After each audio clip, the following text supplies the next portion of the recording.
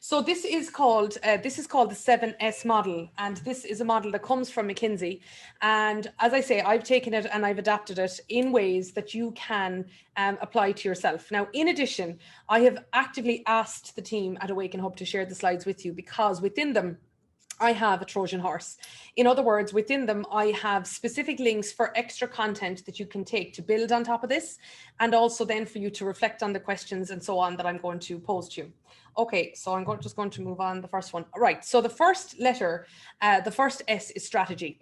And strategy is, we can talk all day and all night about it, but the key thing about strategy is what makes you different, what makes you stand out.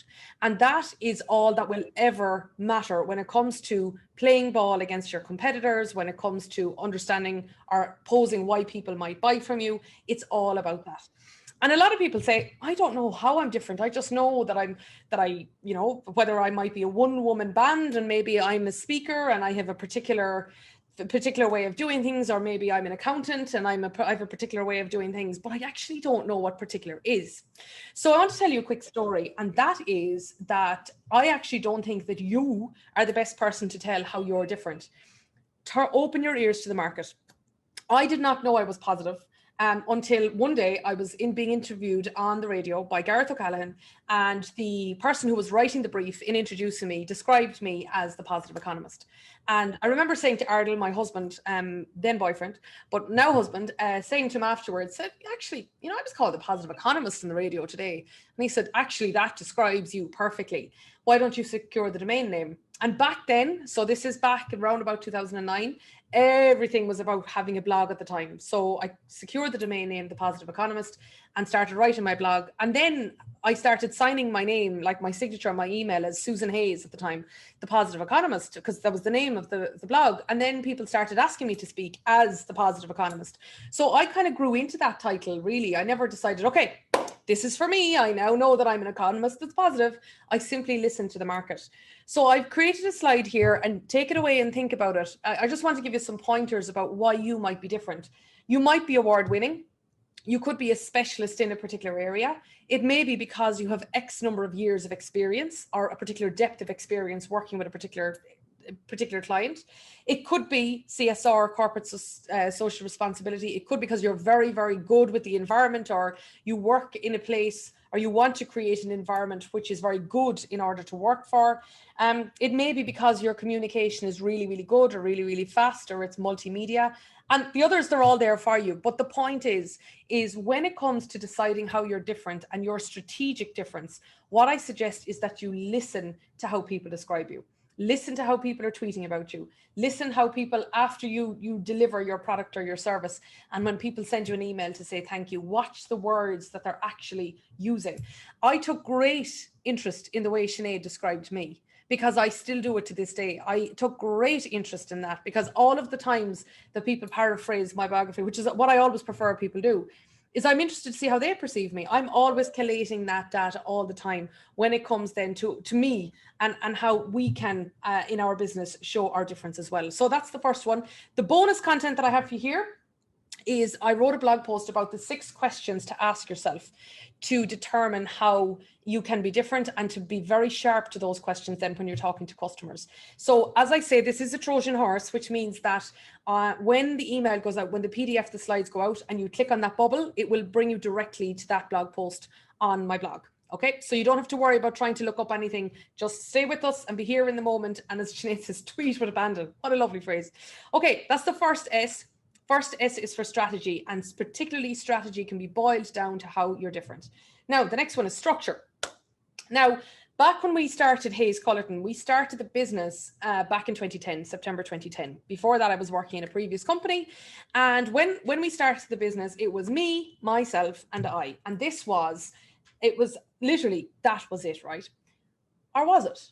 You see, this is the thing, is we can often think when we set something up on our own that we're on our own. And McKinsey talks about in the 7S model, you know, it's important of your structures and lines of communication, everything. And you might think, well, the only line of communication I have is when I answer myself, when I start talking to myself, when I'm in an environment where I'm on my own all the time. Now, I suggest differently. I suggest that actually that your structure looks an awful lot more like this. And the furthest outer ring is AwakenHub. It is your community. I suggest that every single founder who is on their own has themselves and they have a team around them. Now, that team could be all the people working in Google to make sure that your search results come up the highest. It could be me, who is writing a blog post right now with a view to showing you how you can be different. Your team doesn't necessarily have to be on your payroll. I've never believed in that. I've never believed that the only people who I could call in my team also needed to be in my payroll. I think that's just not the case at all. So you can have people in your mind, like think about people who are very good at retweeting you, let's say on Twitter. They actively act as part of your team. The local enterprise office acts as a key part of your team, but you have to think that way. And then learn how to manage those people. What exactly do they want? What is it that the person who is, or also somebody who is referring you, the person who refers you, what do they want? Well, number one, they want follow up quickly. And number two, they want you to deliver. What they would love, but they don't actually always look for, is for you also to say thank you to them. So that's why I would say is that look beyond yourself and look at all the people who are there shouting for you, maybe not very audibly, but consider all of those in your team. Your suppliers are your team. Also, they're all part of your structure as well. So your suppliers could be, you host your website on Black Knight. They also form part of your team. They're working there in order to enable you to do whatever you want to do. Your customers are, without a shadow of a doubt, can be your unpaid sales team, because they are the people who can often be the ones to keep buying from you. And of course, they can also be the people who may or will refer you to others. And then finally, as I say, your community. And your community could be a digital community like AwakenHub is currently, or it could be the Global Irish, where this is how I met all of this gang. It was entirely through the Global Irish, and specifically through the Irish International Business Network originally, back that first day that Sinead and I met. So all of those people form part of your community. So I'm going to say two things about this. Number one is, I don't have time to elaborate on how to entirely peak your community, all of your community or all of your structure, to be able to help you sell more. So that's why I've put in an extra blog post there, which is 13 lessons from 10 years of selling that will help you optimize that. But I'll tell you one of my biggest financial tips of all is look at where your sales are coming from, right? Look at where the sources of your sales are coming from, and look at the repetition of where those sales come from. So you could say, right, well, that one person led to that introduction, which led to that sale, or that particular person who was a really great sponsor of mine in this particular company, that is the person who is making a huge difference in my business. That is where your marketing resources needs to go into.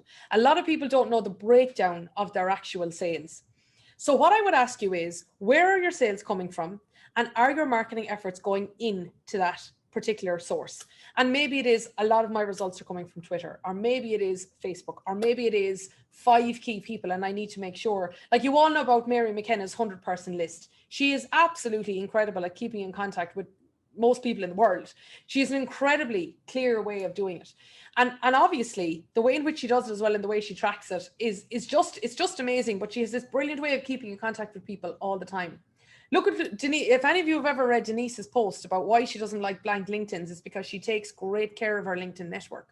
All you need to do is look at literally the people behind AwakenHub, and you'll see how to do this. But I would absolutely encourage you is look at where, like they say, don't bite the hand of the mouth that feeds you. You know that phrase? Anyway, watch that hand instead, and observe it and pay attention to it. Now, that's the second S. The third one are systems. So I want to give you 3 tech tools that I find hugely useful, and have one of them costs money, the other doesn't. The other 2 don't. So first of all is, I want to mention here Trello, bottom right hand corner here. Trello is how I manage everything, right? This is how I went from managing just myself to now when we manage the team. I also have this when I'm interacting with customers. I have this when I'm interacting with subcontractors, and it's free. There is a fancy dancy gold version, and there's a business version and all that sort of stuff, which can be really great and useful. Personally, I've never needed any more than the free version. So that is how I project manage. And also one of the worst things that you can do is get overwhelmed and then do nothing, because you can be debilitated by all the stuff that you have to do. I learned from Ciara Conlon, the productivity coach, that one of the best things you can do in order to overcome overwhelm is what she calls a digital download, is to take everything out of your head and put it on something online so that then you're not afraid that you won't forget everything. Trello is my go-to for that. The second, that's free, right? The other free thing is Loom. Now, Loom is a Google Chrome add-on. And this is a just brilliant way to record screen capture either with a camera or without. And you can get up to 5 minutes in the free version as well. Now, in the case of Loom, I use this for when a customer might say, how do we do this? How do we do that? Or when now one of my team members, rather than say, so my EA, my executive assistant is Caroline. And before I used to say, okay, Caroline, can I just show you how to do this now? Or can we just, try to put a time in the diary to do X, Y, or Z? Loom has taken away the need to do any of that now. I simply do a quick screen capture up to 5 minutes, and I post it on, we have Slack is what we use in our business for all our communication. And then it takes away the need to be synchronously on a call at the same time. So it's really freed up my capability to do that. So I've been using that now for quite some time. But the third one, and this is worthwhile paying for, is a CRM. Customer relationship management system. We got this, I think it was 2 years into the business, and that was one of the things that I really wished I had done better from the beginning, is having a CRM that specifically has an ability to capture names and email addresses and communicate with them. So we send out a newsletter every month, for example. Having an ability to send out invoices automatically and follow up on credit control. That's also the second thing that I think is really, really important that a CRM does. And thirdly, ideally, if it can capture the analytics from your website, but the first two are key. So those are the three systems that I think any founder needs to start off with: is a project management app like Trello, a screen capture so that it takes away the need to have synchronous calls all the time with people. And also, when you do bring people into your organization, you're not going to have time to show them everything. So we're constantly evolving a Loom library on Trello now. So as somebody new comes into the business, I don't have to, or anybody else doesn't have to start from scratch. So they're the three systems. And the bonus content I'm going to give you this time comes from Tess Wicks. She's a woman that's behind the Wanderly Wealth podcast. She's a great woman to espouse simplicity. And that's something that can happen as you go on over time, is things get complicated just cause. And I have to say, Tess Wicks has been a great woman, as I listen to, around simplicity, minimalism, what you really need, and so on. And she has a range of tech tools that she refers to in that podcast that can be very good. That's where I originally heard about Loom as well. Now, next one is style. Now, if there's one thing the AwakenHub women are great at, it is style. So style in McKinsey means how, as a leadership style, how are you communicating and so on like that. Now, what I will say to any founder is the way in which you actually have a relationship with yourself is going to become so important. And for those of you who are at an early stage of your journey, you'll probably know already why. And for those of you who are at moving on to a later stage, I would say to you, you probably know that you need to be quite intra-personal before you can be interpersonal with your team. I want to tell you, Sinead asked me about the plans for 2021. I'll happily tell you about those if you'd like to hear about them later on. But I will tell you my number one New Year's resolution. I put this on LinkedIn. I put this on Twitter. I put this everywhere. Is I take time out now every day, every single day, every working day to think. Every day, every morning, I have a specific question that I ask. Mary McKenna and I spoke about this a couple of years ago. I was forced to do this a while ago because I broke my foot in December 2018. And the only sport I could do, or the only exercise I could do, was swim. And of course, when you're swimming, you can't be on your phone and you can't be doing anything else. And I felt there was magic in the water. Do you know, there wasn't, though. The magic wasn't in the water. The magic was in the space. So what I would say to you is, in terms of being, rather than constantly thinking, I need to do this, because you will always think that, right? There will never be a day when everything's done, ever. And perfection is the enemy of innovation. Don't think that day will ever come. And perfection can also be the enemy of just contentment as well. But what I will say is, for me personally, the biggest gift you can give yourself, and I give myself the gift of it every day now, is that I take time out to think with a certain question. I write a certain question at the top of my diary. And that's what I do every single day. And I also, now we're going to talk about this in the breakout room, but also I recorded a podcast myself on a Savvy Women podcast around how I manage my energy and avoid burnout. Now, I don't always avoid burnout. This is how I try to avoid burnout. But ordinarily, anyway, I'm I completely practice what I preach, and I live by everything that's in that podcast. So if you wanted to look at that further, that's one thing. And absolutely, that is my New Year's resolution, which is already giving disproportionately high results. Now, when it comes to the next S for staff, a lot of you might say, oh yeah, I'd love staff, but where am I going to pay them? Again, what I would say is, don't think that you need to start off by taking on full-time people. Our first staff member started off being a subcontractor, and then we moved her into the payroll. The second staff member, we started off on an hourly basis, then we moved her onto the payroll. Then the third staff member, we started him on a part-time basis on the payroll. So you don't have to go straight in and just think about, okay, right, how am I going to get 40 grand to pay a wage? For a start, you don't have to think like that. You can just think a little bit, slower and more risk adjusted. But there's two ways that I think are very good from the point of view of thinking about how you can lever the possibility of having staff, again, without necessarily going straight through the payroll. The first one there in the top is Erasmus for Young Entrepreneurs, a fantastic initiative where you won't pay for anything, but the person themselves will be paid. So what happens here is, this is the European Commission has come up with this idea. And this is where as a young entrepreneur. Now, a young entrepreneur has nothing to do with my age. It's to do with my stage. So if I'm under 3 years in business, I can apply to be a young entrepreneur, and I can work in someone else's business for between 1 and 6 months, and the European Commission pays me. Okay. Now, on the other hand, if you're over 3 years in business, then you can apply to have a host. You can apply to be a host entrepreneur, where someone can work for up to between 1 and 6 months in your business. And again, the European Commission pays them. So that can be a great way to get practice at having staff. And in addition as well, it's a way in which you won't have to pay for it, where the person is still paid. And it can be a great way to starting an export relationship. So the way in which to get access to that is talk to your local Chamber of Commerce or local LEO, local enterprise office. That is the way to go on. And if you have any trouble with them, come back to me and I'll tell you who's head of all of this in Ireland. But the second one, this has been my absolute magic wand of an organization, is Enterprise Europe Network. Now, Enterprise Europe Network has 250,000 entries right now of businesses all over Europe. And when I say businesses, I'm not determining whether that's big, small, and they're just a combination of everything. And these are people who are looking either to sell their products in a different market, or are looking for products to sell in their market. So if you're looking for sales staff in a different market, Enterprise Europe Network could be an amazing way to find ways that you can cooperate. Now, I've been working with Enterprise Europe Network since we started, literally since the month we started. And I'm always intrigued by how many people don't know about them and how absolutely amazing they are. You may say, like, I'd love to be doing something different for 2021, or I feel a bit stuck in a rut, or if only I could come up with an idea. Well, there's 250,000 ideas sitting in Enterprise Europe Network of people who are either willing to sell your product or service abroad, or alternatively, who are looking for a distributor in this market alternatively.